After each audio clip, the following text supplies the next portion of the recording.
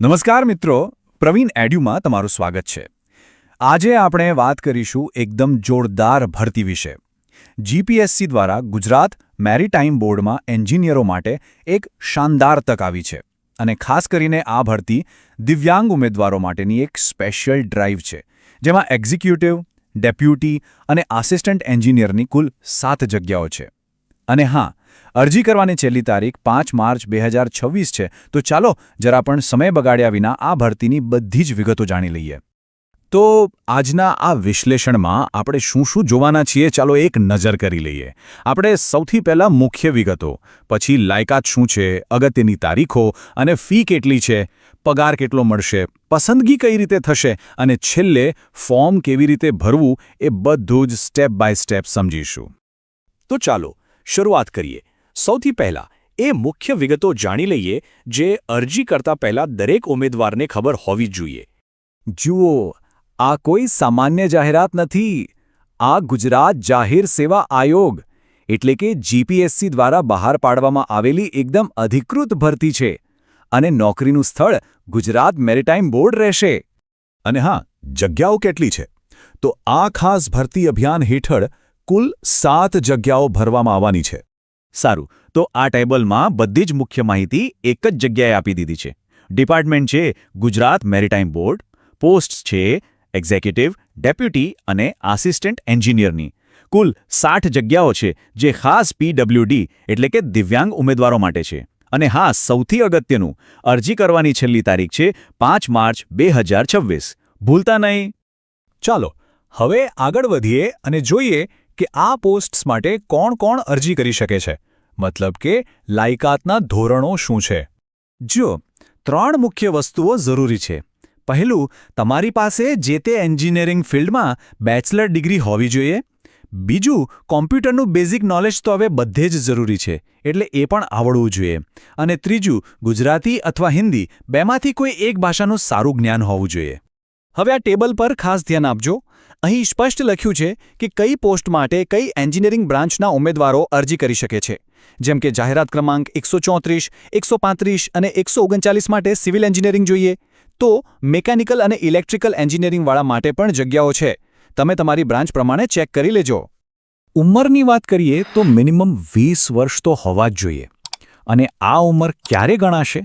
તો અરજી કરવાની છેલ્લી તારીખ એટલે કે 5 માર્ચ 2026ના રોજ તમારી ઉંમર ઓછામાં ઓછી 20 વર્ષની હોવી જોઈએ. અહીં એક ખૂબ જ મહત્વની વાત યાદ રાખવાની છે.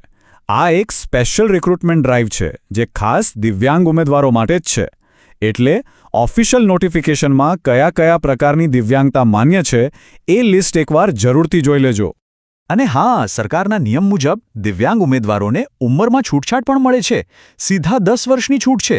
પણ યાદ રાખજો, કોઈ પણ સંજોગોમાં મહત્તમ ઉંમર 45 વર્ષથી વધુ ન હોવી જોઈએ. સારું, હવે વાત કરીએ સૌથી મહત્વની બાબતની, તારીખો અને ફી. આ માહિતી ચૂકવા જેવી નથી. આ તારીખો તમારા કેલેન્ડરમાં અત્યારે જ માર્ક કરી લો. ફોર્મ ભરવાનું 18 ફેબ્રુઆરી 2026થી શરૂ થશે અને છેલ્લી તારીખ છે 5 માર્ચ. બહુ લાંબો સમય નથી, એટલે છેલ્લી ઘડીની રાહ ન જોતા. અને પરીક્ષાની સંભવિત તારીખ પણ આપી દીધી છે, 26 એપ્રિલ. હવે ફીની વાત કરીએ. જનરલ કેટેગરી માટે ₹100 પ્લસ જે પણ ચાર્જ લાગે તે ભરવાના રહેશે. પણ અહીં એક સારા સમાચાર છે. ગુજરાતના જેટલા પણ અનામત વર્ગો છે, જેમાં એસસી, એસટી, એસસીબીસી, ઈડબ્લ્યુએસ અને ખાસ કરીને પીડબ્લ્યુડી ઉમેદવારો આવે છે, એ બધા માટે કોઈ જ ફી નથી. બિલકુલ ફ્રીમાં અરજી કરી શકાશે.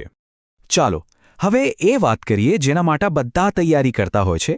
પગાર, સેલરી કેટલી મળશે અને જોબ પ્રોફાઇલ શું હશે?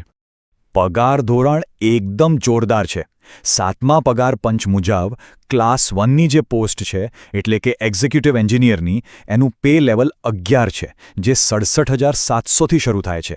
અને ક્લાસ 2ની પોસ્ટ્સ માટે પે લેવલ 10 મુજબ 56,100થી પગાર શરૂ થશે. એટલે કે સ્ટાર્ટિંગ જ ખૂબ સારું છે. અને હા, નોકરી ક્યાં મળશે? તો આ ગુજરાત સરકારની ભરતી છે, એટલે જોબ લોકેશન ગુજરાતમાં જ રહેશે. પોસ્ટિંગ ગુજરાત મેરીટાઈમ બોર્ડ હેઠળ ગમે ત્યાં મળી શકે છે.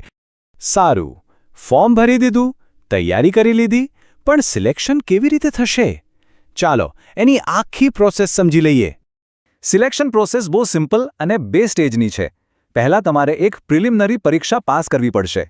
જે લોકો આ પરીક્ષામાં ક્વોલિફાય થશે એમને પછી પર્સનલ ઇન્ટરવ્યૂ માટે બોલાવવામાં આવશે. અહીં એક વાત ખાસ સમજવા જેવી છે. તમારું ફાઇનલ સિલેક્શન ખાલી પરીક્ષા કે ખાલી ઇન્ટરવ્યૂ પર આધારિત નથી. બંનેનું વેટેજ 50-50% છે. મતલબ કે પ્રિલિમ પરીક્ષાના 50% માર્ક્સ અને ઇન્ટરવ્યૂના 50% માર્ક્સ ભેગા કરીને ફાઇનલ મેરિટ લિસ્ટ બનશે. એટલે બંને સ્ટેજ ખૂબ જ મહત્વના છે. હવે તમારા મનમાં સૌથી મોટો સવાલ એ હશે કે ભાઈ વાંચવાનું શું છે, સિલેબસ ક્યાં મળશે, બરાબર ને?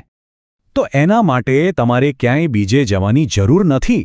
જીપીએસસી પોતાની ઓફિશિયલ વેબસાઇટ જે gpsc.gujarat.gov.in છે તેના પર ખૂબ જ જલ્દી આખો ડિટેલ્ડ સિલેબસ મૂકશે. તો બસ નિયમિતપણે વેબસાઇટ ચેક કરતા રહેજો. ચાલો હવે આપણે એકદમ છેલ્લા અને સૌથી અગત્યના મુદ્દા પર આવી ગયા છીએ. આ બધું જાણ્યા પછી ફોર્મ ભરવું કઈ રીતે? યાદ રાખજો, અરજી બીજે ક્યાંયથી નથી કરવાની, ફક્ત અને ફક્ત ઓનલાઈન જ કરવાની છે. અને એ પણ જીપીએસસીની ઓફિશિયલ વેબસાઇટ અથવા gpsc-ojals પોર્ટલ પરથી જ. અને જો તમારે આ ભરતીનું ઓફિશિયલ નોટિફિકેશન એટલે કે PDF જોઈતી હોય તો ક્યાંય શોધવાની જરૂર નથી. સીધા praveenadu.comની મુલાકાત લો. અને હા, આવનારી બધી જ જોબ અપડેટ્સ સૌથી પહેલાં મેળવવા માટે અમારા વોટ્સઅપ અને ટેલિગ્રામ ગ્રુપમાં જોડાવાનું ભૂલતા નહીં. બસ, તો આ હતી સંપૂર્ણ માહિતી. જો તમને આ માહિતીથી થોડી પણ મદદ મળી હોય તો પ્લીઝ આને લાઇક અને તમારા મિત્રો સાથે શેર જરૂર કરજો. અને જે મિત્રો આજે પહેલીવાર આપણી સાથે જોડાયા છે એમને વિનંતી કે ચેનલને સબસ્ક્રાઇબ કરી લો અને પેલું બેલ આઇકન પણ દબાવી દેજો, જેથી કોઈ પણ નવી ભરતીની અપડેટ તમારાથી મિસ ન થાય. આભાર.